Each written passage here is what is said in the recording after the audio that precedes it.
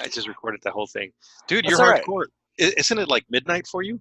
Yeah. But what you have to remember is I'm from Arizona originally. So I'm from Arizona. I used to work the night shift. Like my first years from, like 20 to almost 30, like 28 working, I was a night owl. And I don't know, I still feel like these are my natural hours. I go to bed like 1 o'clock and I do best if I wake up at like 8. So Oh, that's awesome. Okay. No, I'm great. Well, I'm glad you found. I'm glad you called me. I'm glad I found you. Because I went on Discord. Well, okay, let me back up a second. I have not been spending that much time on Discord, yeah. but I recommitted. I need to find a way. So, but my problem is that I'm in the West Coast, right? So it's only now has the second kid gone to bed a little Yeah. later than normal, and then normally it's dead. So Right. You get in here by the time you're in, like I actually don't even know what time it is right now. Yeah, midnight. So we're right on time. That's hilarious. Yeah, it starts to shut down like about now.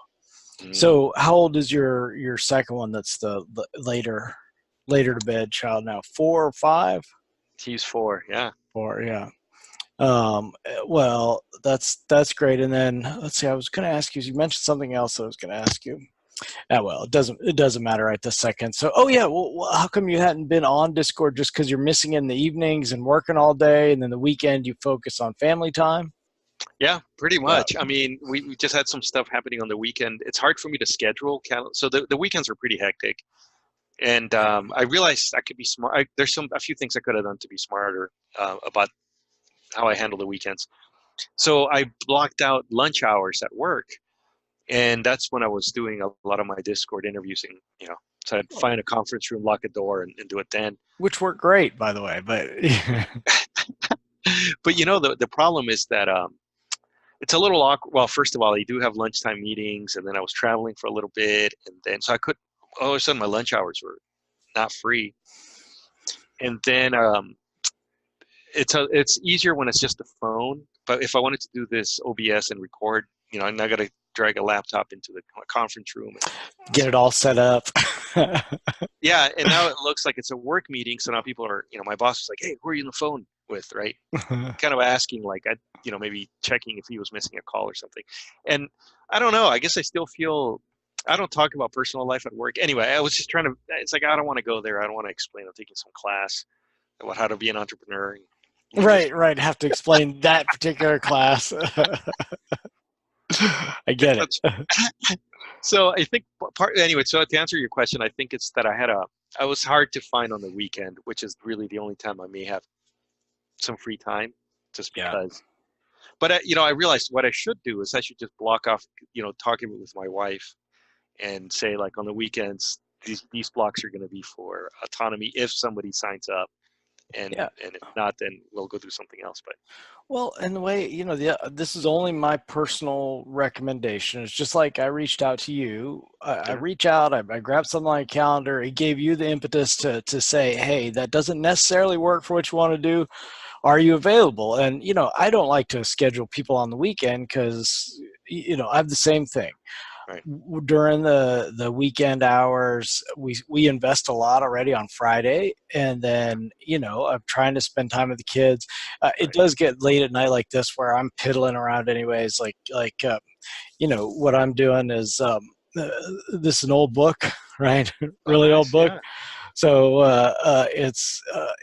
yeah, I'm scanning books for Amazon right this second. So we do, talk about part of our family entrepreneurial stuff is Amazon and eBay, mm, and that's what I'm sitting out in the sunroom. You see the weird door behind me. This is where I sit at night and work, and I don't make noise that bothers my wife. She's gotten to the age where she's a light sleeper, and, and she hears me banging around.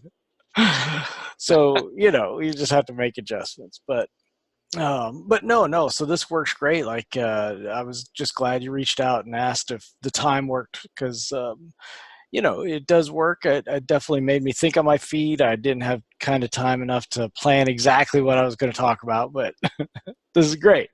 yeah. No, yeah, and I was really looking forward to. Well, I need to the tech, figure out the technology and get to the point where I can record well. Um, I did try to do one interview. Like I set it up. I thought I had it set up. I reached out to Jordan. I was like, let's do an interview. I had a list of questions, and I basically wasted his time because the video was not usable. Well, at least you got to talk to Jordan for a little Yeah, while. yeah. I like Jordan. He's a pretty great guy. you No, know, he's super chill, and for impressive young man, man. yeah, oh yeah. There's several impressive young men, Yeah. and Discord. There's a few guys, I'm very impressed with. And it's funny, I refrained from using that phrase because I don't know if it sounds condescending. I don't mean it condescending, but they're younger than me and they figured out a lot. I'm like, man, you're so far ahead of the curve. Well, Uh, that's why, when I look at it, I only say it with a little bit of envy because yeah, there's a couple that, the world is really, just open. yeah, It took me, well, so we're, probably, I think, right in that same age. So this is what I was curious about is, we talked a bunch. I knew you're an engineer, but I didn't realize you'd gone to MIT.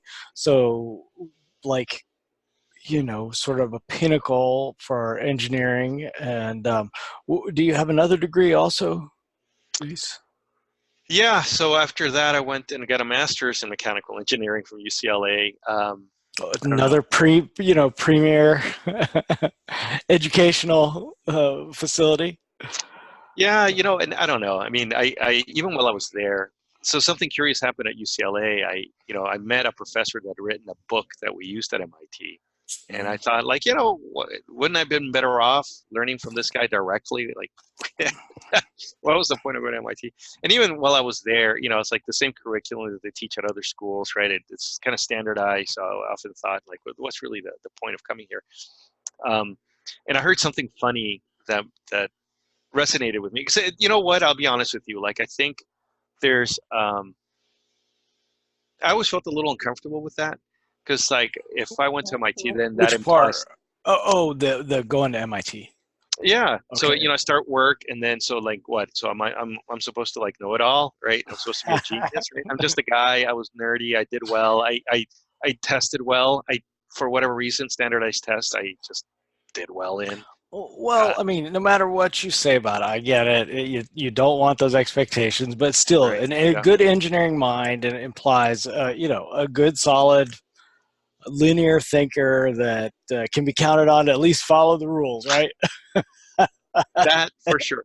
Well, and so when I came across John Taylor Gatto's work, and I don't know if it was him, maybe it was John Holt. It was maybe somewhere, that what school really measures is obedience. And I thought, yeah, okay, yeah, I think that's true. I was very obedient, and and a lot of it, I was very driven.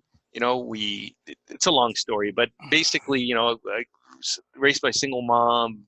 Money was tight. So I believe that story, right? You go to school, you get a good grade, so you can get a good job, and that's where success comes from. So Yeah. I thought I there was this thing I need to help my poor mother out, right? So this is what I can do. Let me just try at school. Um, so and then engineering seemed like I thought okay, I could be a doctor. Seemed boring. I didn't want to deal with people. Uh, I really thought that. I was like, well, they make a lot of money, but man, I got to interact with people. That's not for me. Then being a lawyer sounded terribly dull, and then engineering Yeah. sounded cool. Yeah. So I stuck with that. But there's have you heard of Tom Sowell? He's this Yeah, Thomas Sowell, yeah, the yeah, author, and yeah, yeah. yeah, of course.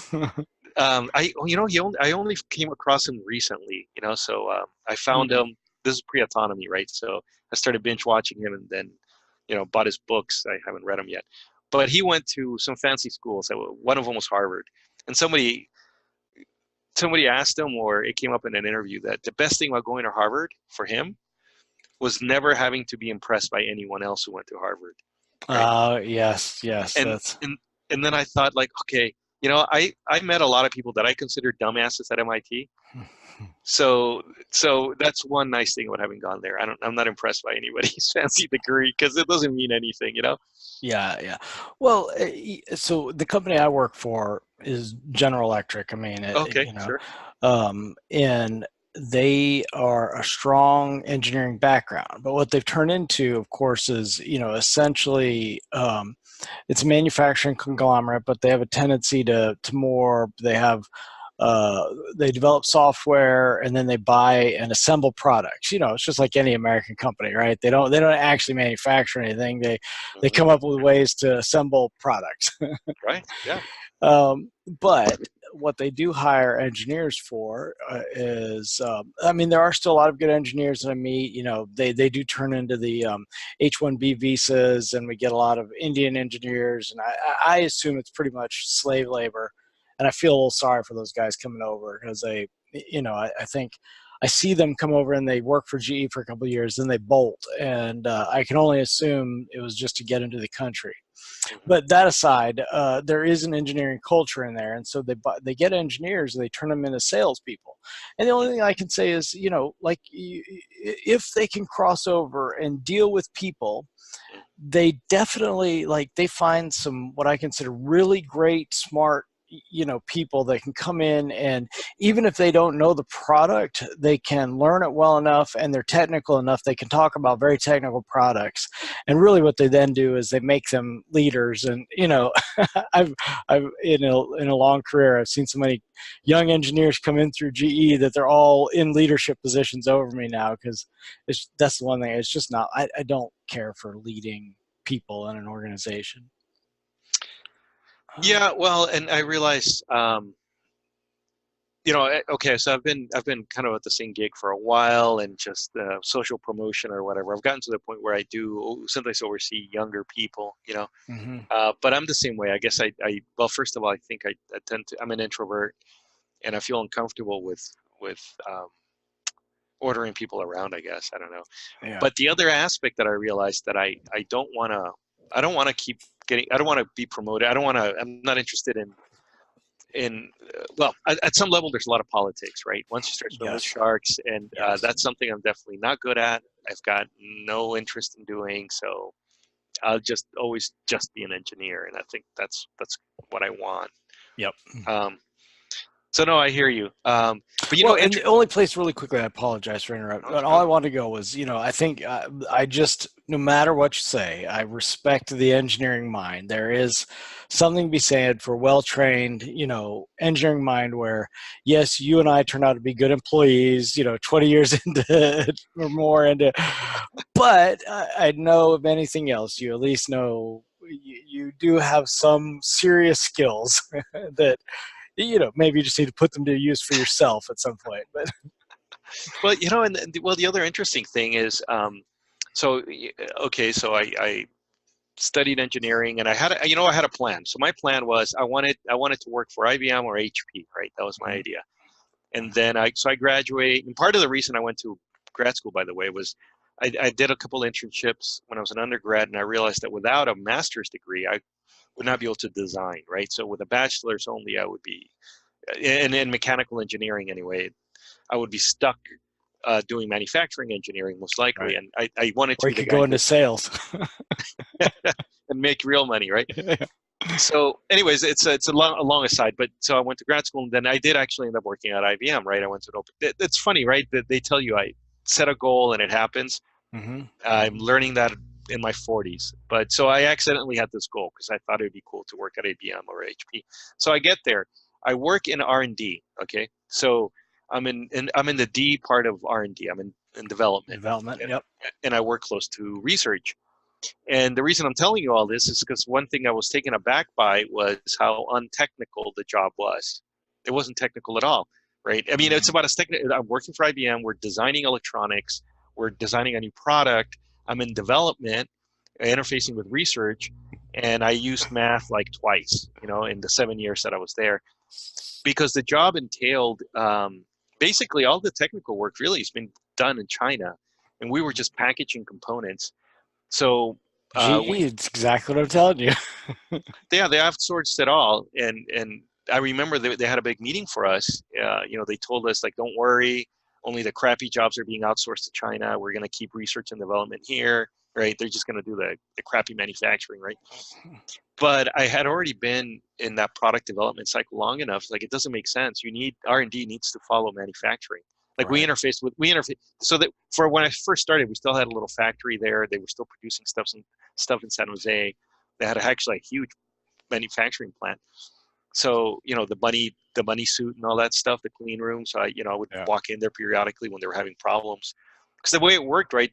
Research comes up with a big idea. Development, what we did is actually come up with a product. So, but it's a Yep. prototype, and then manufacturing makes millions of them. So there was always they would run into an issue, and like, can we make this work? Anyway, so they told us this, and I thought, no, the jobs are all going to follow China, right? If that's where it's being manufactured, it doesn't make sense for us to be here and them to be there. Um, so yeah, so it was just packaging. It was not very technical. So um, yeah, there was the complete disconnect between what I studied and then what the job entailed. In Well, fact, you know what? What made me successful is that I could write better than your average engineer. so it was more of a soft skill that ended Yeah, up being what has helped you move along, yeah, or advance or progress or whatever you'd want to say to wherever you are. So, yeah. mm, And it's funny. I was a voracious reader, and that ended when I started college because there was no time. yeah, But I think that reading is what helped me be a better. writer also. Not that I'm that great, but I mean, I would work with guys that were PhDs. They were native English speakers, so it wasn't an Yeah. English problem. And you would see emails from these guys, and it's like you can't put together a paragraph. It's like, Tim, Yeah. you're making. It's like you're babbling, man. This makes no sense. Um, That, that is awesome, actually. so just having like moderate, just having shitty like writing skills is Yeah. I was a star. Yeah. No, but it's all the things that clear communication. I mean, it's so funny that that's what takes to be able to still progress in a different spot. So what Yeah. happened to all the jobs? Did they end up falling over to China or Yeah, so the plant closed down. I worked at 5600 Cottle Road, the Cottle Road plant site. So it was a huge facility. I mean, the size of a university campus. I don't know. When I was there might have been 8,000 employees, something like that. Mm, But it was down from the heydays when it was, I don't know what it was, 20,000 employees. yep. So it was research, it was development and manufacturing, huge facility, uh, you know, 3 or 4 cafeterias. It had its own fire department, Mm, yeah, it's it's, massive. yeah, yeah, yeah. A couple of baseball fields, anyway, closed. So when I was there, I was just through sheer luck, I was part of a group that was very profitable. I worked on tape, which was not considered sexy, by the way. The sexy work was hard drives. You wanted to be hard So, drives. but you're talking about actual digital tape on big wheels, or what kind of They, tape? yeah, so they actually look. The cartridges were like maybe this Oh, big, okay. Yep, but yep, yep. so tape storage. It turns out that they kept modernizing it. Right. Just now, consumers didn't use it, so they were big industrial, buyers of it. But anyway, but the hard drive was considered the sexy work, except that hard drives were not profitable, and tape drives were. So ironically, I was part of one of the last teams to get canned. But the whole plant site got sold to Hitachi.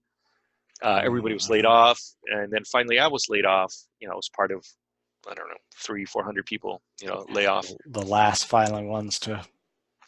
Close to the end. I mean, so some people survived longer than me, but I was shown the door at some point.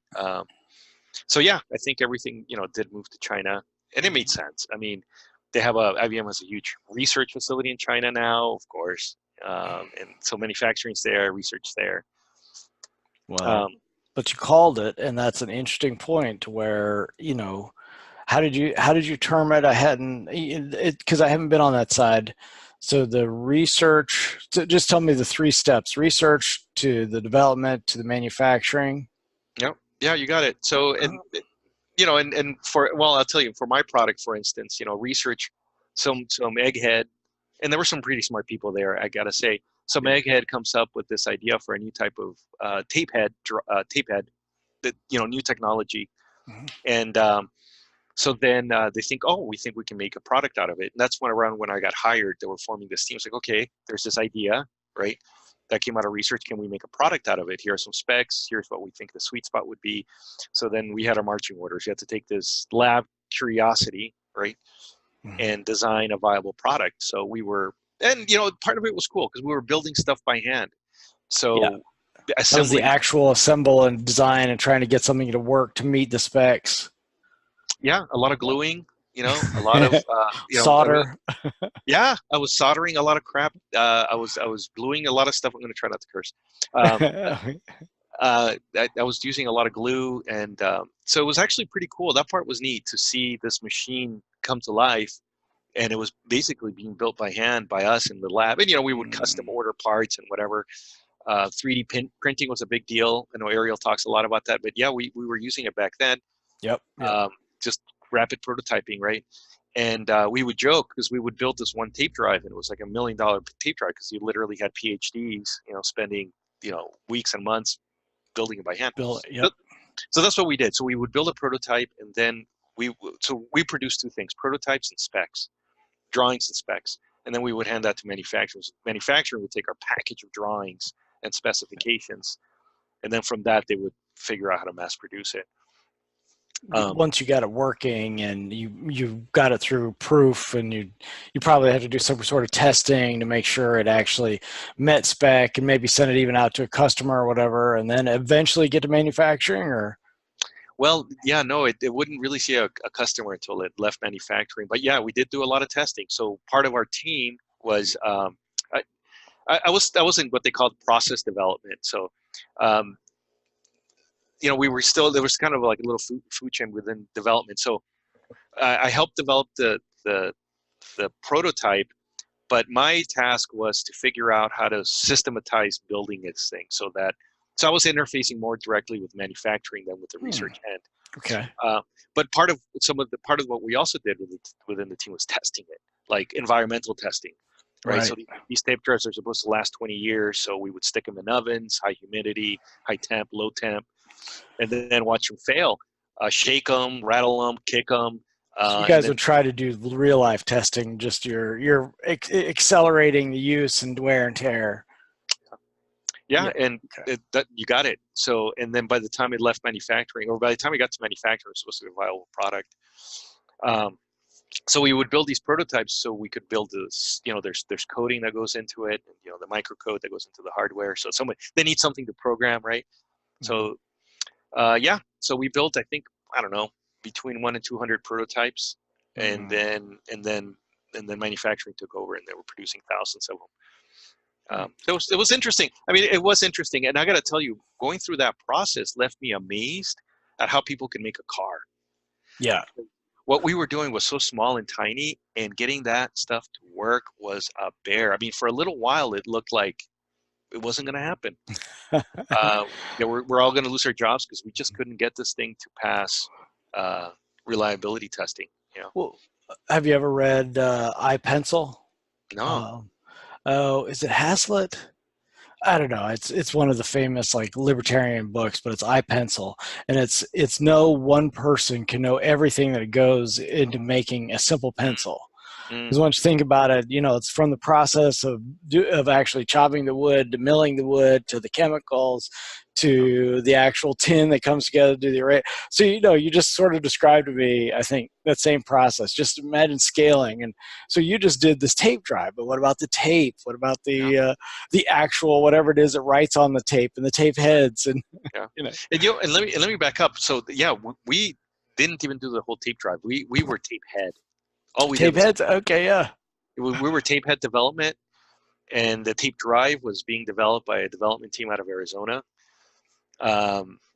Tucson. IBM had a huge plant site there. That's hilarious. That's actually where I'm from. And maybe they're still there. I don't know. So all my big bosses were in Tucson, and we were just a little branch. So all we did was a tape head. We're a team of 20 guys. That was tape head development to get that tape head to work. 20 guys for a tape head development. And so it doesn't really matter, but that is cool. Like that seems like that was for a young engineer coming in and working on something. Yes, it's a tape head drive, but you're actually creating something. It seems like that might have been kind of enjoyable.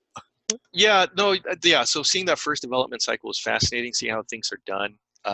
So it wasn't sexy because I never got to see it, right? Like I would see the tape drive, but I never saw the tape head. So at that point I was jealous of people that worked on like I don't know, car door handles or stuff that they got to see and touch, Something on the right? outside. Right? Yeah, yeah. You know, That is awesome. I'm sorry. Like you said, egghead engineering jealousies. yeah, no, yeah. And then, so that was the first year. I think it was year and a half. We got that product out the door, and then it was just a cycle. Okay, now we need to make it Gen 2, so it needs to be a little bit better. And that's when it started losing its, I don't know, at that point it was just a job. Yeah, yeah. Well, Yeah, because eventually they're just something like that. It seemed like you've got to move on to building something else. At some point, it's just a widget, and you've done it. And yeah, what are you going to do? You make it read a little faster or something. yeah, Change the materials that goes in the actual head device. yeah, that's right. Or, even weird marketing things, like we were asked to hobble it, right? It was just reading and writing too fast. And they were already anticipating Gen 2, so So we you're released Gen. already asking for I'm sorry to interrupt, but you're blowing my Yeah, mind right now. So they were asking you right away to start to develop obsolescence on this thing or limit it so that they could upgrade it in the future. yeah, right. Yeah, that's right. Mhm. And well, and maybe there were other reasons too, but believe it or not, tapes can read and write ridiculously quickly. That was one thing that our tape drive could do. So most computer hard drives couldn't keep up with it anyway. So Mm. we had to throttle it down so people could use it. But there was also this thinking. So a lot of the iterations were incremental, or there were like software hacks to unlock the actual potential of the hardware, so that people Wow, could pay extra for the fancier version that is awesome. that That, really is no different. that is funny. So that is well. That was super interesting. So then after you eventually got laid off from that one, you went on to your next job. Is that where you are now? No, so I get laid off. I kind of knew it was coming. People were getting laid off and whatever. But anyway, so I get laid off. I have a buddy who was we've been friends since junior high, and then it turns out we were both mechanical engineers. So I reached out at hey, I'm I just got laid off. He said, you know what? We're hiring, and we need a mechanical engineer. He worked at the Port of Oakland, right? So I thought, well, I'll send my resume in, but I've been working in a lab, right? Like I don't know anything about the port. Right. So I show up and I interview, and they're really cool, they're really nice, um, and I get the job, and almost immediately it's really uncomfortable because this is like civil work.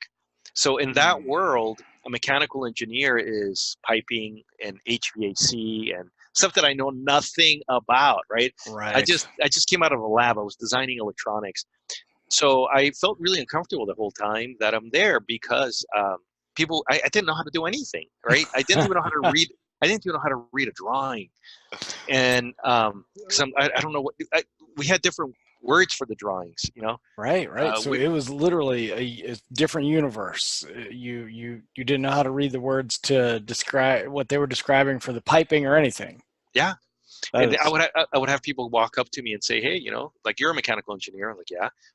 I need help with HVAC. It's like, I don't know anything about HVAC. It's like, yes, I am a mechanical engineer. I did not lie. I do have that degree, but I don't know any. But anyway, as it turns out, yeah, it was fine. You know, uh, I eventually kind of learned enough to start making myself useful, and then I get laid off almost immediately. So I think it was the first time in its history they had layoffs about a year and a half after I started. oh yeah. Uh, Now the port is union. Okay, so that was another interesting change. IBM was not union. The port was. Even the engineers were union. So that meant I had no seniority. The moment they announced layoffs, I knew I was going to get laid You were off. So now I ended up working, and after I got laid off, I ended up working for some consultants that I was a client for some consultants. So they knew I was getting laid off.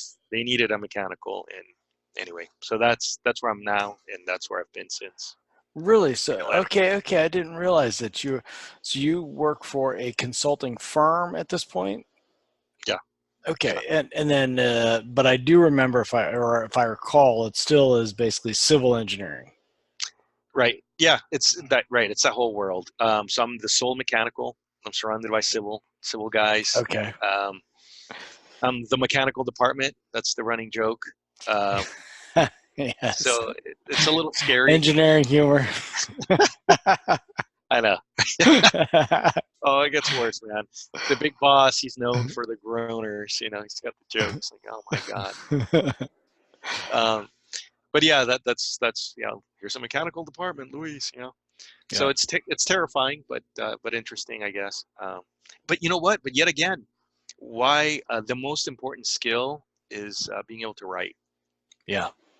So, and again, being a consult. It's not terribly technical. I write a lot of papers. I do mostly writing. I don't really do any math. Yeah. Sometimes I Now, play with software, but mostly I write. now you brought that up a few times. Like, so are you with the engineering background? Like, do you miss math? Do you wish you had something doing more math, or is it just you just kind of are recognizing that after all that schooling, you just haven't had to do that many maths? No, I do. I like programming, Mhm. so I sometimes do things out of my. I could use an Excel spreadsheet, but I choose to do it another way. Write a small Oh yeah. script in Octave or like MATLAB, that kind of thing. Only because I do enjoy it. It's kind of fun. If I had to program for a living, I may not think Feel that way. differently. Yeah. Yeah. So I do miss that part. I guess, yeah, math. I mean, again, I can tell you, like, I think last year I was doing what could have been a simple problem. I could have simplified it, done something, but it's like, oh, you know what? I think I can use calculus to solve this problem. And Yes. I've probably spent 3, 4, 5 times longer than it would have because I just didn't remember how to do. I just haven't used it, right? It Normally, stretch the brain. so I had to. I actually had my old calculus textbook there, and um, but it was Yeah. not very common. So yeah, I guess I do miss. I get excited when there's some technical aspect to my work, but there's very little. There's almost Yeah. none. So that's. Well, Mhm. no, I didn't mean to cut you off. I was just saying that is awesome to hear that even, like a little bit of the call or the nourishment you need is a little more technical and a little of, I'm only making fun, but Colin's maths. That is Yeah, awesome. That is yeah. awesome. And so, I mean, I remember what we brought up with the programming. Have you ever done any app development? Like, have you thought of writing just script for phones or anything, or it's just little scripts to run a simple, you know, analysis or create a quick database that you just put together? I have thought about it. I don't know any useful languages. So Oh, okay. as a kid, I learned, well, and it's interesting, right? So as a kid, I taught myself to program BASIC. It was one summer, right? So Mm-hmm. away from school, had access to a friend's computer. And so I know BASIC, taught myself BASIC, not very useful. And Oh, then, and I then mean, C. And then, I see. took C in school. And I was actually a computer science major for uh, a year before I switched to mechanical. So Okay. I learned Lisp, which is another totally useless language. Um, but Well, all those I think should lead to basically ultimately though still Java just made them put them all together. The Java languages made them a little bit easier. I would think, just a short, uh, maybe even a book and just a little time scripting in Java. I bet you'd have it. At least some basic fundamentals to where you could be a junior level Java programmer. I, Uh, you know, I, I might enjoy it. What's funny is I have thought about it. I've gone as far as downloading compilers and installing software um, to do programming. But what the problem I ran into was like, so what do I create? I need yeah, I need I need an idea. So like with Basic, I got it in my head as a kid that I was going to create my own Connect Four game. So that was the awesome. goal, Yeah, yeah. and took me a summer. I that's all I did for about a summer to learn enough basics so that I could, how to do graphics. I wanted to have it animated, so I, drew the grid and the little arrow and the pieces would drop when you hit the space bar and stuff. Yeah, yeah. Um, You have success? yeah, it was cool, Awesome. man. I was really proud of that program. No, that is awesome. So then when I wanted to scratch that itch, I thought, well, what the hell do I make? And Mm, then I don't know. Maybe I just lack of free time to really pursue that. yes, yes. Um, Uh, yeah, so the only thing I would say is like with that background knowledge, I would. So have you ever heard of Vin Armani?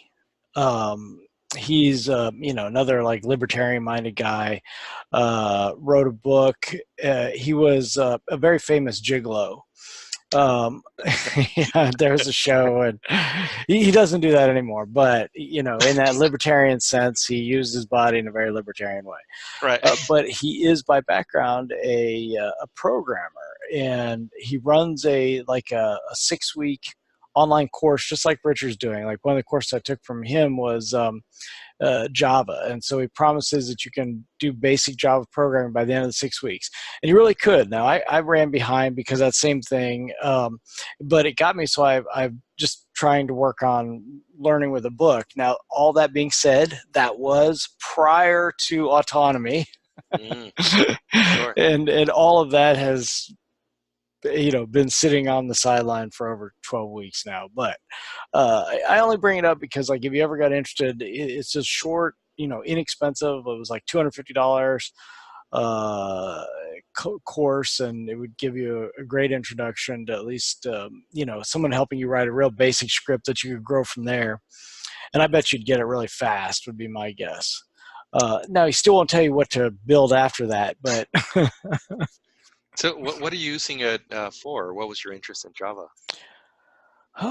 It's just the basic coding language right this second. It's just the in language to be able to write so I could better understand the scripts on the web page or begin to write even basic apps on the phone. Like it's not exactly Java, but I can't remember the Python, Java. They all seem to run very similarly once you run one of them.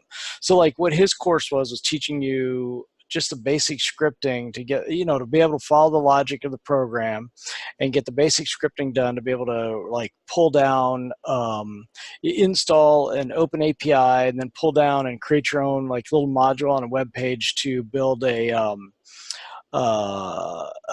price grabber for Bitcoin or, we were just using Bitcoin at that point because he created a wallet for that's just a phone app that allows you to send either Bitcoin. I think he's got up to 3 now: Bitcoin, Bitcoin Cash, and maybe something else. So that's his thing. And, I didn't have anything in mind. I just wanted to start to learn a program just because, the same thing. I didn't have like an end in mind. I just had that.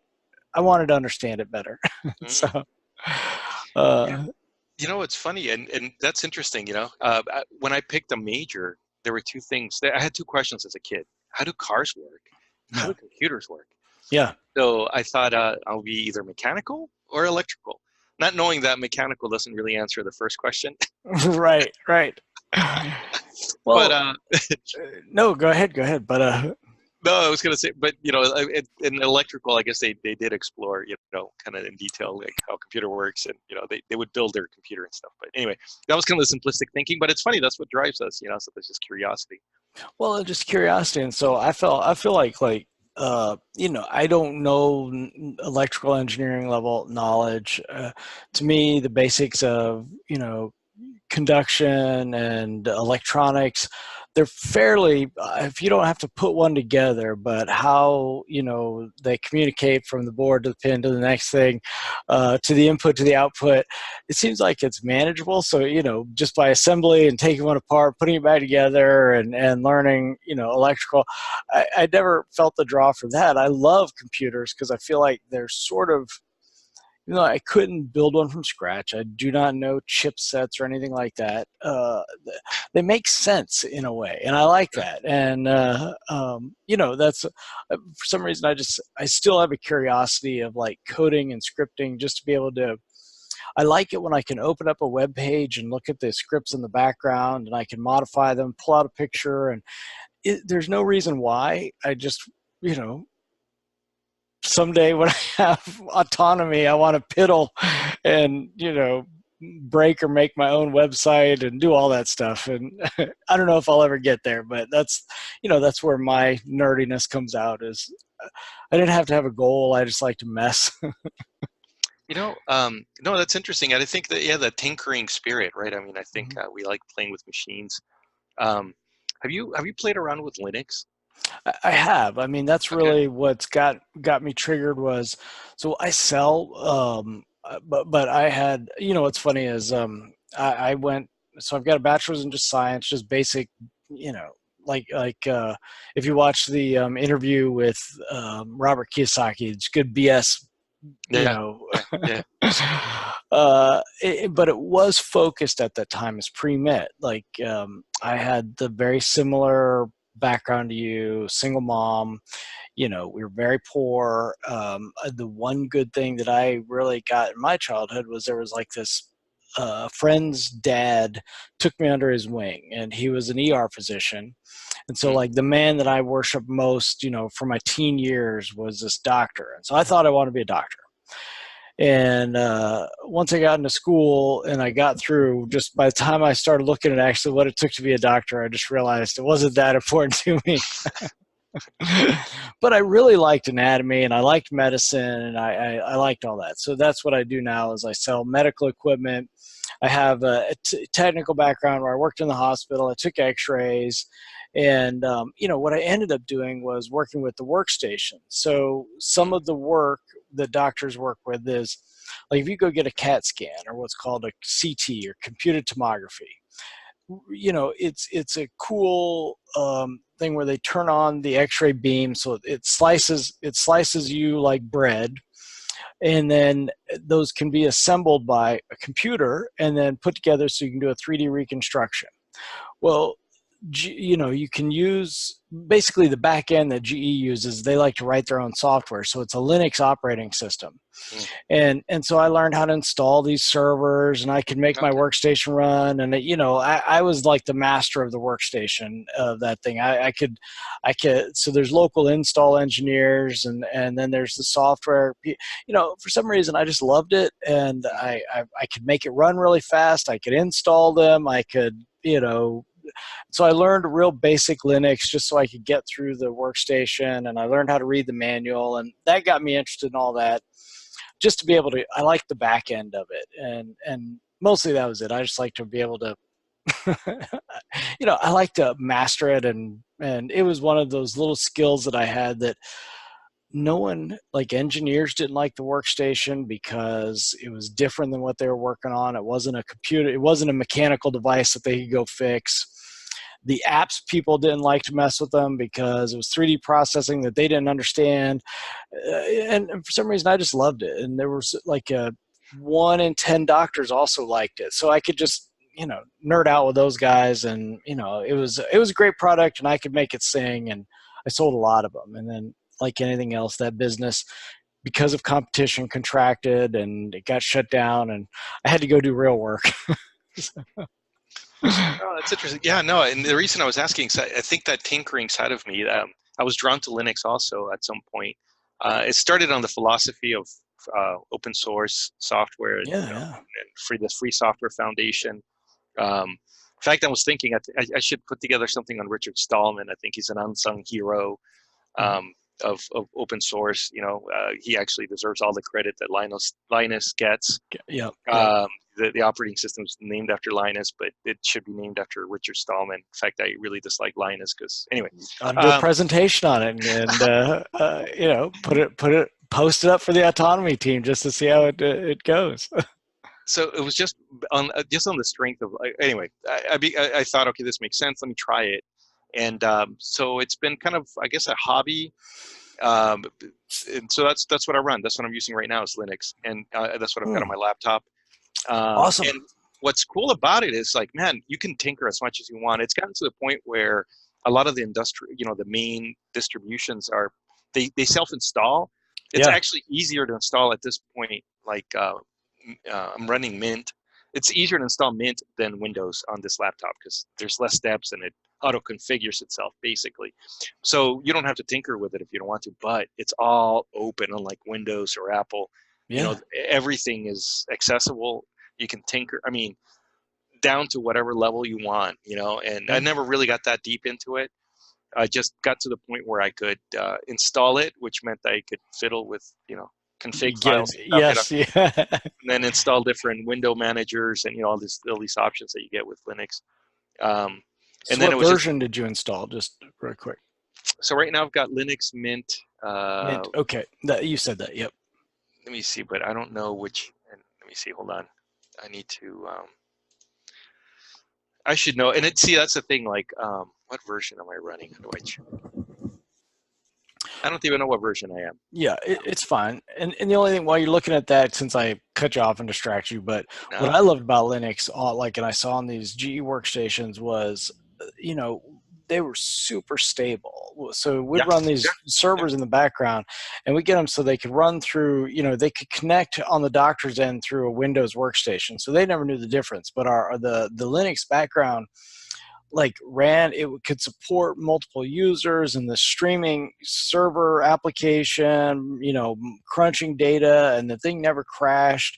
Yeah. It was an amazing tool, and that's what I love about it. Is it seems like even on a small low end, so I tried to install, and I did the exact same thing. I eventually uninstalled it just because I didn't have time to make it work. But my experience has been so great with Linux. So.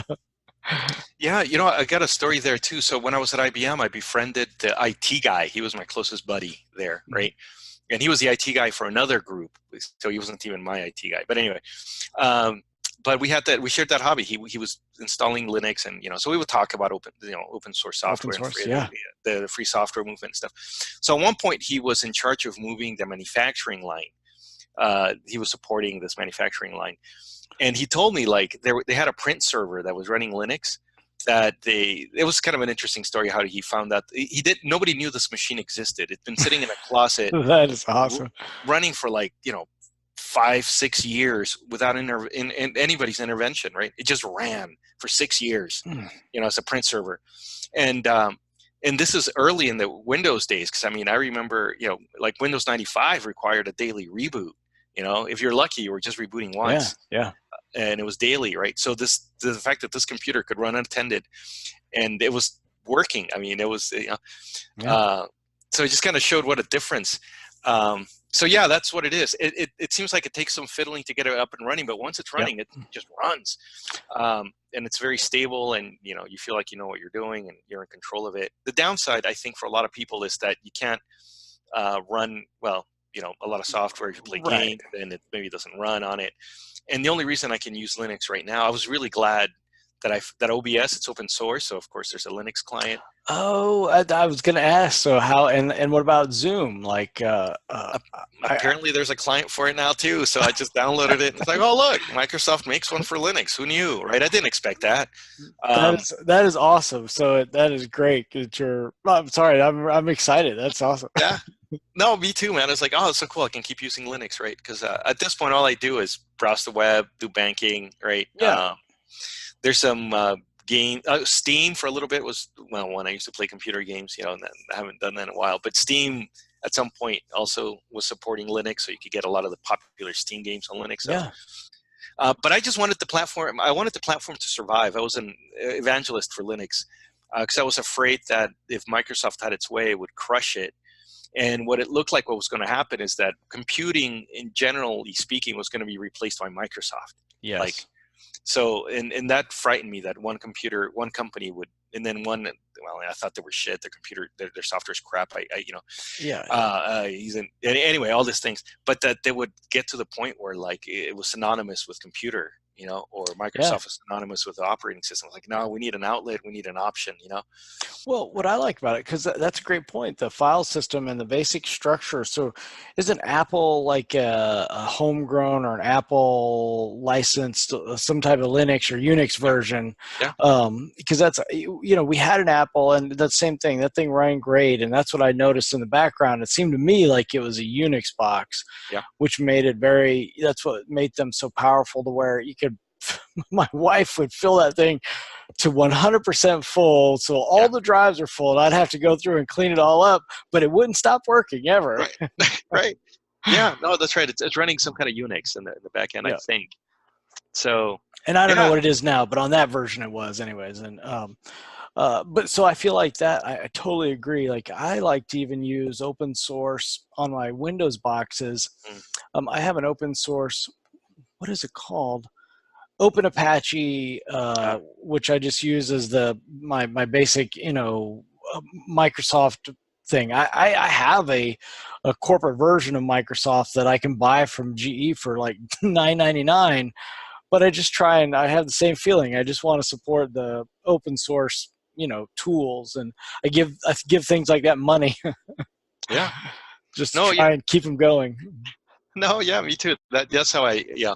Anyway, yeah, that was very important to me for a long time, and it was funny because at the time I thought this is before I'd come across the ideas of liberty and the philosophy of freedom, but I guess I came across the work of Richard Stallman, and it made sense to me that as our world was becoming more and more computerized, it was important to be able to understand what the hell the computer is doing, right? Mm-hmm. So if it's all proprietary software that you can't take a look at the source code for, you have no idea what it's really doing. Yep. And there was a bit of a scandal with Windows 98, I think it was, where there was some kind of feature where it would track your keystrokes, something like that, but it had an option you could turn it off, right? Well, it turns out that you could find a directory where it was saving it anyway, even if you told it not to. There's something along those lines. So so Microsoft, they're scumbags, and they don't support their users. You don't really own the Oh computer, yeah, right? yeah. You definitely don't own the software, and they're very clear about that.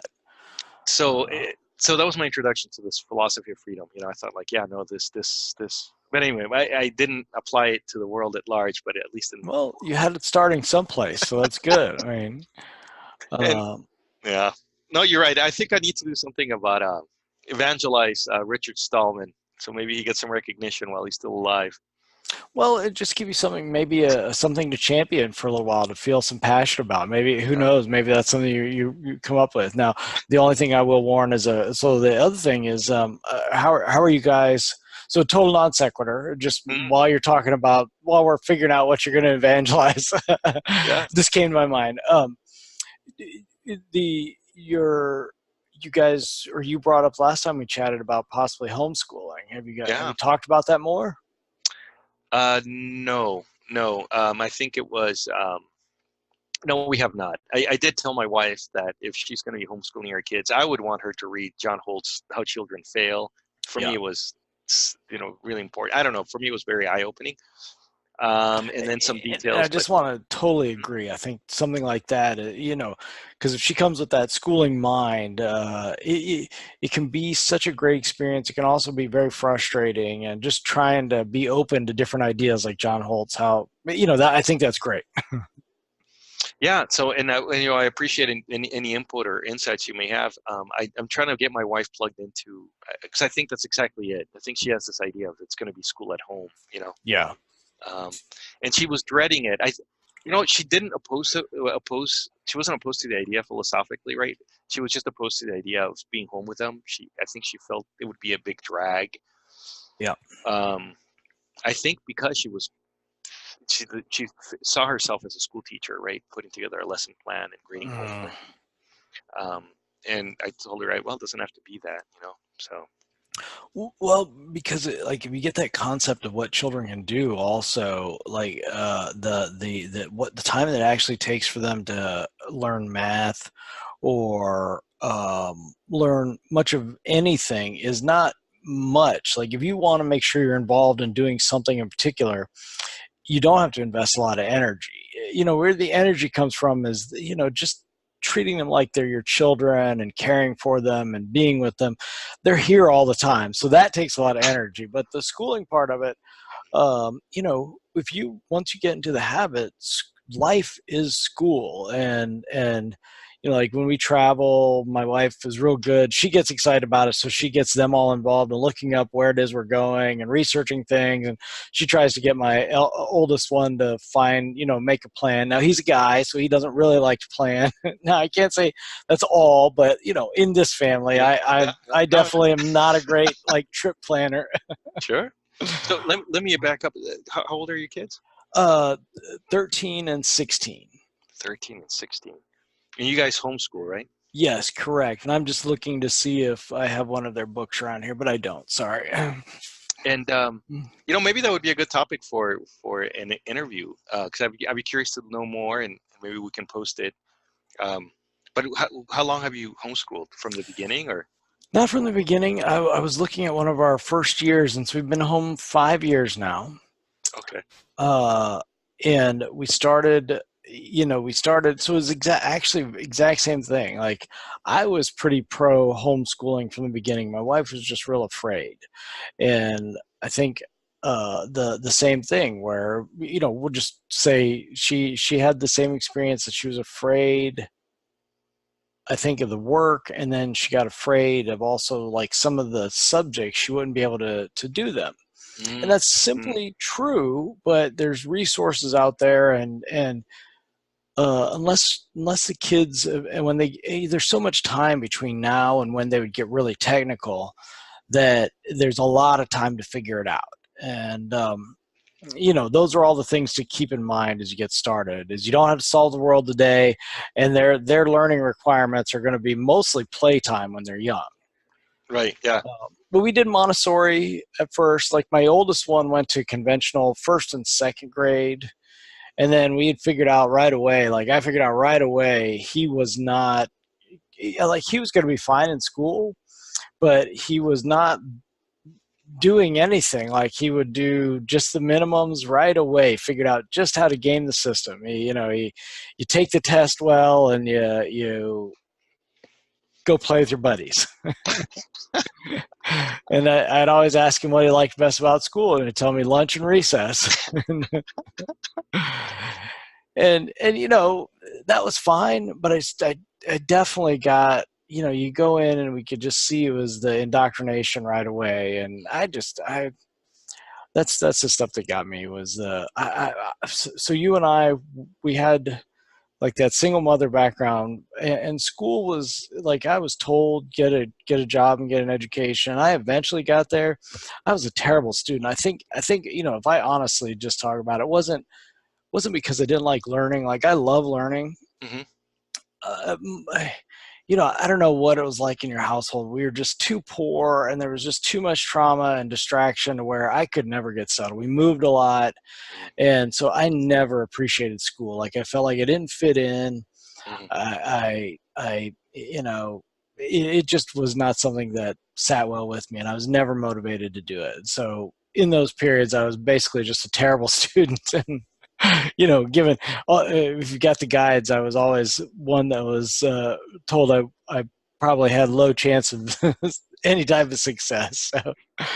So it worked out great, but we were pretty sensitive. I've always been sensitive to school, and so my second child, by the time he did 2 years, like, as pre-K, and then a year and a half in Montessori school, and they diagnosed him with dyslexia.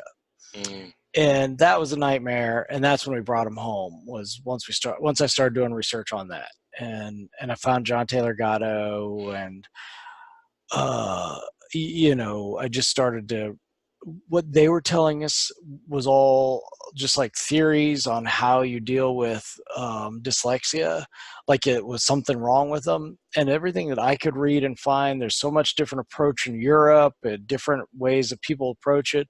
It really just seems like it's a different way that about half the population acquires data, yeah. and they're more global thinkers versus, like, you and I are more of a linear thinker. And so it's really apparent, even when we were trying to teach my youngest to read. When he'd look at a page, he literally would just see random words on the page, Mm, and he'd have to read whole words. And so I couldn't ever figure out what was going on at first, until finally, fortunately, we did learn he was dyslexic. It would drive me yeah. crazy because I couldn't understand how we couldn't go from this word to this word to this word. And so I just thought, I didn't even know what to think at the time. It didn't occur to me at all. So once we figured it out, there's all kinds of tools that we learned, and I did a bunch of research on it. And mostly it's what John Taylor Gatto said. I read to him a lot. We Mm, try and make reading enjoyable. I mm, have a few requirements that he reads, and then he magically reads whenever it's important to him. right. Talk about a video game, he wants to learn how to put together something, he wants to figure out instructions, he wants a book, like, he likes to do some research, he'll read. If you pressure him, he does not do well. Right. Yeah. Right. Oh, it's fascinating. And No, and that's awesome that you had. I don't know if it takes courage or what it is, because I think it is like a religion, right? This idea of taking Yeah. kids out of school. And my wife had a story where I think it happened recently. She might have mentioned to somebody that she was thinking about homeschooling now, and the one of the colleagues or coworkers' response is like, "Oh, I don't want my kid to turn into one of those freaks," you know. And she started asking him, like, "Have you actually met a homeschooled person?" You know. Yeah. It turns out she hadn't, but and I think the only reason she said that is because it seems it's so crazy. It's like, why wouldn't you send your kids to school, right? It's Yeah. obviously the best path, right, for everybody. It's what you do. Um, Get an education, get a good job. yeah, right, exactly. Yeah, that's right. That's right. Uh, well, I mean, we really did have like our family. We had a breakup. So I have a very, like I said, just my family was pretty spread out, but a good Southern family like my wife's is all together in this area. We had a big falling out with them just because people saying unkind things about our kids, and Mm. uh, it took about 2 years before we were able to start kind of, there was, some apologies said, and we slowly reintroduced ourselves back into some of the events. But, now the funny thing is so, I mean, it's good small town Southern family. One of the kids' moms, he's like 12. His mom's been arrested, put in jail for drug crimes. She's just it's just sad because she's really really a mess. But the little boy's grandma and grandpa have adopted him, like they fully are the adopted parents. And they don't want to stop traveling. Well, being around us, they've seen that there's another possibility. They're actually decided to bring him home, and so they're homeschooling. Oh, And they're not doing it for liberty reasons, but they're starting to understand, hey, this child might do better. He's gone through a lot of trauma. He needs a little better family life, and we still want to travel, so let's go do all that stuff. And yeah. there's like the K through 12 online. If you're just dying to do school at home, you can do that. um, Yeah, it's funny. I went to a fundraiser through company, and it was at a hunting area nearby. I didn't know there was such a thing, right? So, yeah, in they had. California, I didn't know either. Yeah, no, believe it or not, yeah, there's cowboys, cows, and plenty of shotguns still. So you get there, they hand you a shotgun, they show you how to use it, and then you go shoot clay pigeons, right? So Oh that's yeah. I'd never done anything like that before, never fired a shotgun even. But it was interesting because it was put on by a contractor that we work with. So it's all these kind of almost stereotypical kind of blue collar. These are So of course Yeah. they're out there. They had beer, they had guns, and this Yes. was it was a fundraiser for a scholar. So they were putting together money so they could hand out scholarships for kids going to school. So it's a good cause. Um, but anyway, so I'm sitting around with these guys drinking beer, talking about our shooting experience, and two guys in the table were homeschooling. And I thought, okay, this was unexpected, right? Because like everything else was kind of falls into the stereotype, right? The contractors, they're into hunting and whatever, Yeah. shooting guns, right? That's a fun day for them, shooting guns. Yeah. Yeah. Uh, I get it. uh, Believe me. and by the way, it was tons of fun. I want to go back. In fact, I want to take my father-in-law there so we can go shoot some clay pigeons. But Yeah, it's great fun. I mean, that's it was cool. So anyway, so they're homeschooling. I'm like, really? So tell me more. I'm in my second or third year at this point. And but yeah, it turns out that they were doing pretty strict school at home. That's what they were doing. yeah. Yeah. So Well, I thought, it's a man, very natural thing. You at least get them out of the indoctrination of the school. You yeah, still, you know. So you guys are. That'd be a great interview because at least if nothing else, I can't tell you what to do. I can't tell your wife what to do. It's a very natural thing. All I will warn you, and I'll say it more than once, is that trying to do school from home can be very frustrating, and you may just watch to make sure your wife doesn't get really like down on herself because it's like anything else. You'll make breakthroughs, but it is. I mean, it's work. It's work. It is great and it's amazing, and I couldn't ask for anything more. But at the same time, it's exhausting. You see these little rings under here. This is autonomy and homeschooling. Yeah. Oh my gosh, I bet. And then with teenagers also to boot. Yeah. But it You're really is great. I mean, they, like I've gotten teased for playing. I do play some video games, but I just play with my teen. It's a sure. way that we connect. My Right. youngest, he loves it, and so of course I'm terrible. What game do you guys play? We play Minecraft, of course. Okay. Then we'll play. Um, it's just first person shooters, so they're older classics. Like there's a new one coming out. What is it called? Well, so it's a pack of 4 people, and of course, um, I don't know. I'll think of it later. I'll tell you at some point. So we play on the Xbox generally, and it's just shooters. But when I used to play, the one that I played the most consistently was, what was it? The Orange Box. Uh, Uh, yeah, Half-Life. Half-Life. I loved Half-Life. My biggest, saddest disappointment where I finally had to let Steam go was they never came out with any more. So, Yeah. No, well, it's funny you say that. I did of course I played video games all growing up, and I got interested in it enough that I wanted to program, that was part of the interest. And then my yep. brother introduced me to I've got a younger brother, he's 6 years younger than me. So he got me into Counter-Strike. Oh yeah, And yeah. and it was a way of bonding. We didn't, 6 years was far enough apart that we didn't really grow together. I mean, growing up, I never wanted him around, right? Right, because you would be 18, he was like 12. That's a Yeah, major difference. Yeah. that's right. So we kind of reconnected and bonded, as adults, but or after school. But anyway, yeah, no, I played a lot of that. So it was a lot of fun. I never really got very good. He would always, whoop me, but That's well. So that's. I was good at playing individual Half-Life. Like I could complete sure. it. I was Yeah. great. I had a real certain style. So I play. What's the one with the Master Chief? Uh, Oh, Halo. Halo. That's what my Yeah. son loves me to play Halo with him. So we play all of we've completed Halo in different ways, but he runs in and just kills everything, and I have to run behind, and I'm the sniper. I can't handle all the action because I'm just not good with the console thing. So Right. I'm good and steady with a good long shot, but That's funny. So then Discord, see, that's one piece I don't understand. So Discord is used by gamers so they can chat while they play. Is that what it is?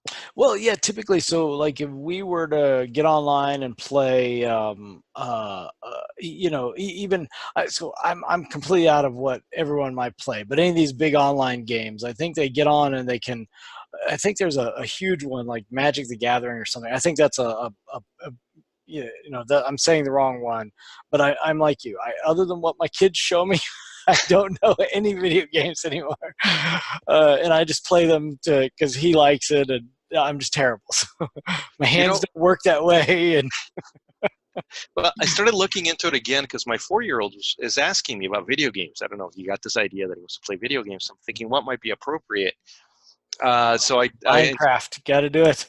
well, yeah. So that's one of the things that came to mind. I installed a demo version of Minecraft. I've got a PlayStation 3 from before when the kids were born. Yeah, So it's sitting there mostly gathering dust. So the problem is that he doesn't yet read, right? So I yeah. realized, okay, you kind of have to read I played it for 10 minutes and okay, I think I understand the appeal, right? You're Yeah. crafting, creating stuff, and that And I you can guys can do understand. it together. That's what I'm saying. Yeah. It is awesome. But I'm just going to promote it. You'll be amazed at how fast he'll start learning to read if he gets the desire because he wants to understand what things are being said on Minecraft. I don't doubt it. In fact, it already happened. He was looking at I forget how it came up, but he was asking about some game, and I'm like, I'm sorry, you gotta learn to read, because Yeah. you see all this text, you got. So immediately, I'm not kidding. He just walked over to the bookshelf, grabbed a book. In fact, I think it was Tom Sowell's Basic Economics, the big tome. So I'm Yeah. gonna read this, and he started flipping the pages, right? Kind of going You're through the like, motions. He's like, you're well, like, well, you we started with gotta, a lesser book. we need to start with the letters, buddy. So yeah, no, it's That's true. awesome. It was a motivation. No, that's what I find is the best thing is not you can't motivate them, they motivate themselves. That's really like I work on.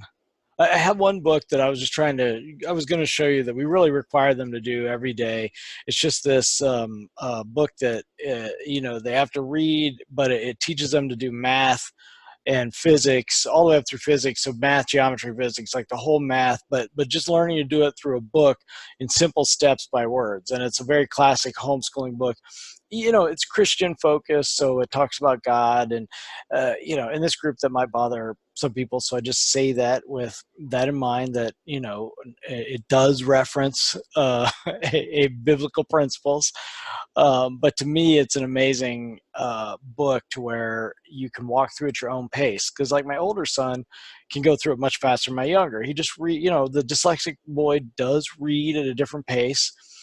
He's never going to be what I consider probably a speed reader when it comes to like text. Like if the texts are in the right way to where he can see them in a certain way, he can read anything. But like books really slow him down because the words are all packed together in certain lines, and it takes him a minute to read through all that stuff. So, What's interesting? I think Richard Grove mentioned, right, that he has yeah, dyslexia. dyslexia, and what's funny is he describes how he reads, that he kind of sees the whole paragraph at once because he Yep. has a hard time going through linear. And so I actually took a speed reading class. It was offered. I didn't sign up for it, but freshman year, it's one of those things where we think you should take this, right? So they offered to everybody. But that was one of those things. He was describing speed reading. Yeah. So Yeah. he may go from being a slow reader to being one of the fastest readers. Yep. So at least what Richard Grove described how he reads because of his dyslexia is very similar to what they were teaching us as the way to speed read. Basically. Well, and totally makes sense. Like a lot of the stuff with his creativity, once you mention that, it makes a lot of sense. And so, my youngest Garrett is a little more immature. He's still growing, but like his memory is just ridiculous. And when he remembers something, I give it up on questioning it because, my memory's shot. I try and stuff too much in my brain, and if it's not in my calendar, I can't remember anything. But he remembers details and individual items, and he's just got one of those super sharp memories to where I just give up and assume he's right. And I figure if he can get through to figure out the reading, it'll be very similar. He'll just have a mind like he's got that steel trap to where he can just remember things, and he's a great tinker. So anyways, all I would say is it opened the door to us doing homeschooling, and I have no guarantee of what will happen to my children. We try and teach them business, and we try and teach them more to understand and value learning. I work on the basic fundamentals of thinking, and I just try and hammer that grammar, logic and rhetoric, or input, data output, just trying to get them to think of step by step every time. But other than I do give them my political or my frustration with government, they get a bunch of that stuff and taxes. But other than that, I try not to tell them what to think. And more just about the process, and we just try to give them lots of opportunity to grow and learn. And we're probably more digitally minded than a lot of the parents are. I don't know. I feel like I struggle. My life is based around success in a digital realm, and I think that will only grow. So I don't really have a fear of it. And, who knows? I could be wrong. The last thing we try and do is have good kids that can talk to people. And if nothing else, that's the one thing that I've seen is, given to the left to their own means, we always hear about what great kids they are, and how they talk to people and are conversationalists, and probably better conversationalists than I am. So it's that's all I really care about. In the end, I feel like they can succeed from there. Yeah, no, absolutely. And there's no guarantees anyway, right? So I mean, no one has them. You go to school or you go to whatever, and so yeah, I think that's all you can do is the best you can. And it looks like you're doing your research, you're thinking about it. I mean, you're much better off, than I think most people are ready, Yeah. just because you're giving it some thought. And you're not just passively accepting, right? No, no, that's. You're thinking about what you're doing. So. Well, let me ask you the last thing here is, so what are your thoughts so far? I know you had to step back a little bit and life gets in the way, but I think that's the value or part of the benefits of a self-directed autonomy class. What are your thoughts so far of the class? No, I'm still very much enjoying it. It's interesting. It's taking a turn towards definitely more, digital marketing and online marketing. And that's not what I wasn't sure what I was expecting, I guess. So now I'm thinking I'm at a crossroads. So no, anyways, it's fascinating. It's got me thinking that maybe my future does not lie with anything related to engineering at all. Well, or maybe it does, but now you know how to get it out to the world. Who knows? Yeah, yeah. Well, honestly, yeah, yeah. So, but anyway, but that's where I am. And you know what's funny? I think halfway through, earlier in the class, I was waiting. I was like, man, so I don't know what I'm going to do. I think I'm going to need somebody to hold my hand and help me figure out next steps. And I thought, well, that's not very autonomous, is it? I need to figure this out on my own, and I'm giving some tools here, right? So, um, so yeah, that's what I need to figure out. I don't know. I don't know how workable it'll be for me to actually hang my own shingle and be my own, one-man show. People do it. I mean, I'm surrounded by a lot of good examples, right? A lot of the people that we work with or interface are one-man shows, Yeah. So I guess it's doable, but I don't know. That's what I got to figure out. But anyway, I am enjoying the class. I'm still drawing tremendous amount of value from it. I look forward to the lectures. I always learn a lot. And then Discord and this type of interaction has been phenomenal. So I need to find a way. You look, and it's funny because you're talking about radio Discord. I need to treat it that way. I think a lot of the times I don't log on unless I can participate. For me, it was an outlet. Yeah, but man, so many times just I plug in and it could be a podcast. It's fascinating. I'm learning so much, and interesting people. And just great conversation and examples. Yeah. Yeah, some really cool people and like-minded people. That's the other weird thing. It's hard to find people that you can just talk about certain things. I was afraid to mention the fact that I wasn't vaccinating my kids right in the beginning, and then I realized like, no, it's okay to share that here. Yeah. Or no, probably everyone would appreciate you do like a presentation on your research, because it sounds like you've gotten some really strong research on it. I have my opinions, and I've done just enough research to know they're lying, but I don't care much more than that. My body's my body's what it comes down to, and really, it's my kid's body is theirs. So sorry, you get me. It's so funny that you worry about that, but and you're in like this community where it's almost a principle. Right. Well, that's what I discovered early on. I think there are a lot of people that, well, and you know what it is. I think maybe once you start asking questions, it leads you to similar paths. So I think, for instance, vaccines, like a lot of other things, it's just a house of cards. It doesn't really stand up to scrutiny, and it doesn't take a lot if you start questioning. Once you start asking questions, is this true, or what's the basis of this, or where this come from? Like, oh my God, it's it's just a fraud. And so that's so. Yeah. Yeah, no, do this thing that makes no sense, right? Inject filth and poison, and that's how you get good health.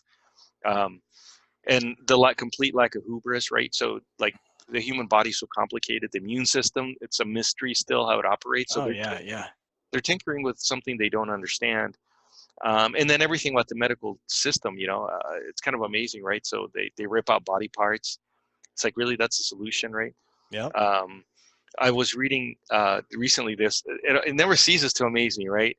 I've had an issue of a lot of tartar, right? So that's kind of an ongoing issue with my teeth. So I was looking into that, and I found this dentist. She's an older lady. She wrote a book, something like "Kiss Your Dentist Goodbye" or something like that. Mm-hmm. But anyway, she was saying, like, in the early days, what she learned in school was when people had deep pockets. Right now, you go to the dentist and they measure how deep your pockets are. Yep. The thinking back then that what happened is that food would get trapped in that space between your tooth and your gum. So in order to alleviate it, they used to, she had a phrase for it. It was a horrible sounding word, but they would basically cut the gum, so that Oh, you didn't have that space anymore. But what would happen? It was just damage people's teeth because it's exposing more, and yeah. people would end up with horrible teeth. But that was a technique she learned. She performed a lot of them where they would just cut your gums, right? Just stupid, right? It's like, Yeah, true, like Barbary. I mean, you made the hair on the back of my neck stand up. oh, it's horrible the way she describes it, and even the phrase that they had for it. Um, but a complete lack of respect for the human body, which is really, it's a miraculous. It really is miraculous, Um, so, or removing organs, and really is that the best way to go? I mean, uh, cutting open, anuses to alleviate constipation in babies. It's like, Uh, really, that's what you guys come well, up with? yeah, I mean, it's so. I just want to go back to the tartar. Yeah. Did she help with it? I mean, did she have any suggestions or you know? Yeah. Mhm. Yeah, she has a protocol. It's fairly simple. It involves Listerine, xylitol, mints, which I guess are pretty Okay. big in Europe. So her take is that, well, there's different ways of, yeah, you're dealing with pathogenic bacteria and overgrowth, and so there's different ways of doing it. You can stop eating carbs. That helps. You Yeah, can yeah, stop eating sugars. But she doesn't advocate anything that extreme. well. So So what I'm just gonna admit I'm not a dentist guy. The last time I went, they told me I had a tiny cavity. They immediately went to fill in that thing. It pissed me off because I'm like that I think you're just after money. mm, So I when I was young, like I said, I won't go into it again, but I wasn't happy with my life, and I did a lot of bad drugs yeah. that messed up my gums. Mm, But all I do anymore is oil pulling. So I mm, get I used to get like ridges of plaque on the inside of yeah. my mouth because I would go to the dentist not enough. And I do the oil pulling every day, like 15 minutes. So after we're done, I'll go, just take coconut oil and let it soak in my teeth and swish it around for 15 minutes, spit it out because it's antibacterial. So, it pulls out all the bacteria. Like if my gums get irritated, I do that even more. And then I follow that with 5 minutes of hydrogen peroxide, Mm, just hydrant, it's a topical rinse and it's very antibacterial. And so if you do it your first time, you may find you foaming all around your gums. But to me, that just indicates it's fighting bacteria there. And I'll just tell you my thinking. They talk about bacteria, you're swallowing bacteria, and that's what leads to heart disease. I think it's crap. I'm just gonna tell you, I think it's crap. If we died from swallowing bacteria, I think we'd be dying all the damn time because you have stomach acid that's designed to kill everything. yeah, So I'm just gonna give you my 2 cents of theory, but it's yeah, crap. What that is I think it's more reflective of the inside out. That if we're getting a bunch of tartar, I think the reason you can clean it up. So I know I'm demagoguing right the second, but you clean it up with your carb diet, and then you don't want the bacteria on there. I don't think it's good for the gums. It does mess up. You can feel your teeth getting looser when your gums are real inflamed. So I do all that stuff to keep the bacteria out. But I think you clean up your diet and you do some basic stuff. Listerine, all that's great for the breath. I do that. but just go look into the oil pulling, man. It is yeah. awesome. It is awesome, I'll tell you. Yeah, no, and it's something that I did do, and I definitely noticed it softened up my tartar. So if I would oil pull, I could even just with my fingernail kind of like it would start falling out, right? I Yeah, could just yeah. Brush it real good after that. Yeah.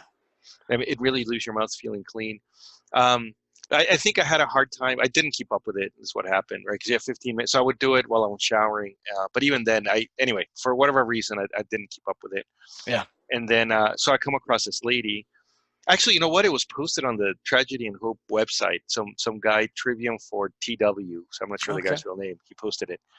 So, in fact, I need to follow up with him. So I decided to go check that out. So this lady, and it's a different claim. Look, I'm kind of more into the natural stuff. So the idea of using Listerine was very appealing. Even xylitol, right? Sounds like a little chemically and modern Yeah. as opposed to oil pulling, right? But anyway, so her claim was that the mouth is like a lot of parts of our body. So there's pathogenic and beneficial bacteria, Yeah. and Yeah. That's it. it's an imbalance. So here's what she says. This is her claim. So oil pulling is very effective at killing bacteria, but it's kind of a neutron bomb. It just kills everything, right? According to her, as hard as it may be to believe, Listerine is more selective and it tends to only kill or focuses more on pathogenic bacteria. That's her claim. So if you look at the active ingredients of Listerine, she says, and it was actually, I went to buy Listerine. I haven't had Listerine in the house, 10 years. But yeah, okay, it's like I'll use essential oils. That's the active ingredients. And then xylitol. She also advocates fluoride toothpaste. So she doesn't want, anyway, so I'm not going to go there.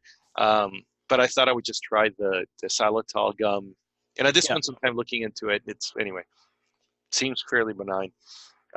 But it's like it attacks a pathogenic bacteria and supposedly the Listerine. So that's what I've been doing. We'll see what it does. But see, I'm tweaking my diet too. So recently I also went carnivore. So that's what I was talking to Jordan about. Yeah. Okay. So I'm like not even low carb. It's like, meat and water. It's like zero carb.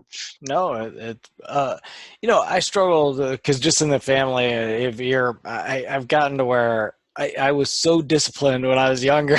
I struggle maintaining all that. We were talking about before, the thing that gets me, and I just know how terrible they are for you. Like I feel like it's clear evidence, heterocyclic amines and burnt oils and burnt meat are just cancer and inflammation causing. And I just can't stop eating French fries. I know. Well, and it's funny because like I saw a metaphor that apparently, or I read somewhere, I saw somewhere that for the Freemasons, it was probably Mark Passio. They have the symbol of the spiral staircase is very important, comes up a lot. And the idea is, if you look from the top down, it looks like you're moving in circles, even though you're actually ascending, right? So my mind, I've been of two minds. My minds keep changing. I keep changing my mind about certain things. So, but like that you're bringing up, that's I think that's been the basis for the carcinogenic nature of grilled meat and grilled vegetables and stuff, right? Somebody else was pointing out, because I never really went and looked at the research that this was based on, and they do kind of a natural thing. So they take, it's like they're feeding rats the equivalent of like you're only eating like steak crust, right? Just the burnt stuff. Yeah, or it's being mainlined, it's not even ingested, and the rats die and they're reaching a conclusion, or they produce a chemical artificially and it's not even, so I'm not sure what to think, because I don't know, but I do think fries are probably bad for you if nothing else because of the vegetable oils. Right, it's the oils and the burnt oil, and so even if you don't believe in like what I would say is they're oxidative, and my anatomical analysis and what I've looked at, like what I look at is a lot of vessels. What CT looks at is a lot of vessels when people get heart disease and like calcium in the veins and in the arteries, and you don't actually get calcium. You get something is damaging the inside of the vessel. That damage is then creating a pocket of actually soft we call it soft plaque, but it's like a substrate of like like a precalcification that does essentially turn to scabs. So whatever's causing damage on the inside of the vein, something is causing it, and everything that I've read that is more anecdotal from naturopaths would be it's the oxidative damage. And to me, it makes sense. Like I can clearly see guys that eat a lot of fried food and the big fat people that are diabetic, you've got vascular disease. So somewhere in there's a crossover, and I feel like it's definitely, to me, secondary to oxidative damage. So why I admit the fried is because I'm just eating something I know is causing accident. So I try and do everything I can to eat less and minimize that damage, but I like them. So I haven't been able to go full carnivore. Yeah, no, it's tough. I mean, even going keto, I went pretty hardcore for a while, and I think the cravings for sugar subsided slowly. Yep. But I found it difficult. I mean, I did.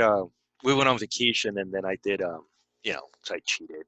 well, we were in Mexico. I was like, I'm not gonna not eat tortillas, right? So Yeah, yeah. so it's like, it all went out the window, and then I started craving more and more things. Yep.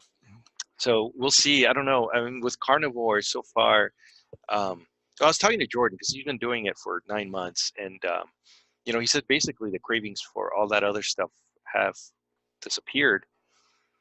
We'll see. I don't know. I mean, Well, I did it for about 3 years, and it was like like I was strict. Like I was flying back when, what was the last big flu we had? Was it bird flu or some I'm not other sure. flu? I don't know, some flu they were all complaining about, but a lot of people were sick, and I Yeah. was in like strong keto, like my oils. I was getting the buttered coffee, bulletproof coffee every day. I was flying all the damn time because this was back when I was covering out to the west.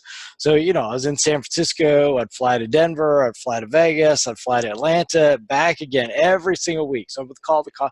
In that period, I was as lean as I've been in a long Mhm. time, and never sick. Like, you could not get me sick, and I was not getting great sleep. Just so I know it has some good strong benefits, but you break the mold, and Yeah.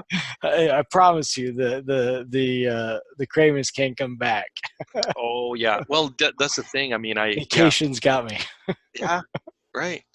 And then, I think maybe the pitfall for me, I mean, I was doing the keto desserts and, Yeah, stuff that's, I don't know that it was even necessarily healthy. It was just zero, low carb or zero carb. So, at least give it to you. Well, good. I appreciate this. I didn't mean to keep you up and keep going for no, no, so no, not at long. I all, just man. enjoy the conversation, and we're Me just too. riffing. So, Yeah.